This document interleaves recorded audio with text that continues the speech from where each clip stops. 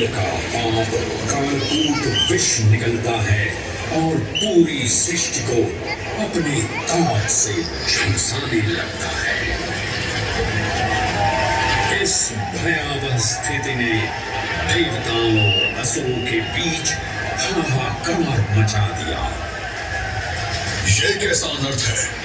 लक्ष्य था अमृत का, पर अब मृत्यु की विकराल छवि हमारी आंखों के समक्ष मंडरा रही है। इस भयंकर संकट से केवल वही उद्धारकर्ता मुक्ति दिला सकते हैं जो समस्त विश्व के परम संरक्षक हैं। तभी सब महादेव की शरण में जाते हैं और पुकार लगाते हैं, ओम नमो भगवते रुद्राय। और फिर दुष्टा महादेव भक्तों की गुहार सुनते हैं, कैलाश से उतरते हैं, विष को अपनी अंजलि में भर अपने कंठ में धारण करते हैं।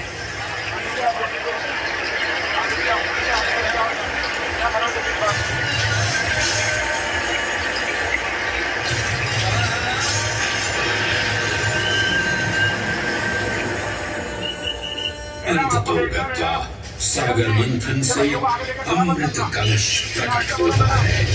जैसे ही अमृत प्रकट हुआ, दानवों ने इसे केवल अपने आधिपत्य में लेने की आकांक्षा प्रकट की और संघर्ष छिड़ गया। आज यदि हम इस अमृत को प्राप्त कर सके तो हम देवताओं पर हमेशा के लिए प्रभुत्व स्थापित कर पाएंगे। अमृत अपात्र हाथों में ना जा पाए, क्योंकि ये अपनी शक्ति का असीम दुरुपयोग करेंगे। इस अराजकता के परिणाम स्वरूप अमृत की कुछ बूंदें छलकी और पृथ्वी तक पहुंच गई। 4 स्थलों पर स्पर्श हुआ इन बूंदों का। प्रयागराज, नासिक और उज्जैन। अमृत की इन्हीं बूंदों के कारण उज्जैन में हर 12 वर्ष पर कुंभ सिंहस्थ मेले का आयोजन होता है। भगवान शिव की लीला देखिए, लोक कल्याण के लिए स्वयं विषपान किया और अपनी नगरी पर अमृत वर्षा करवाई। अमृत की पावन बूंदों से अभिसिंचित ये दिव्य उज्जैन भूमि रामायण के पृष्ठों में भी सम्मिलित हुई। सतयुग के बाद त्रेता युग में माता सीता की खोज में वानर सेना का यहाँ आगमन हुआ।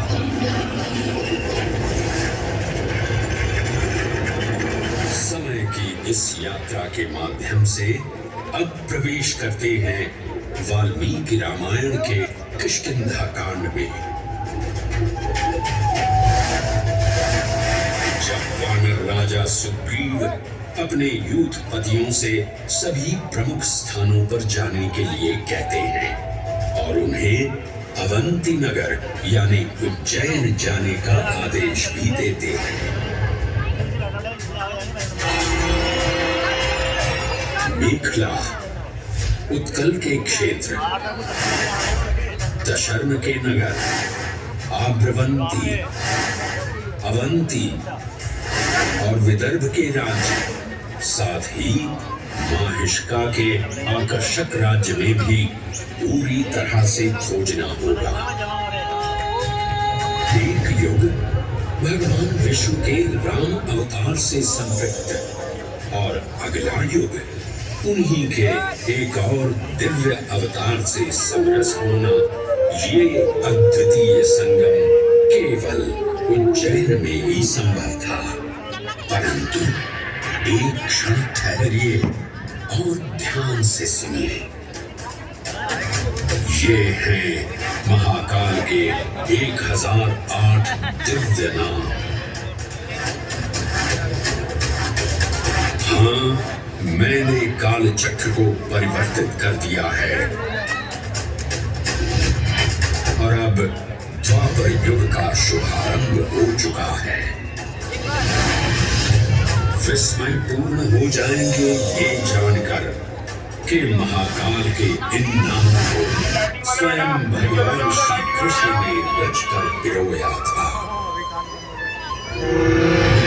महाकाल सहस्रनामावली की ये अद्भुत रचना उस समय की है जब योगेश्वर कृष्ण, उनके मित्र सुदामा और शेषावतार बलराम ने अवंती नगरी में स्थित सांदीपनी ऋषि के आश्रम में वेदांत दर्शन और शस्त्र विद्या की शिक्षा ग्रहण की थी।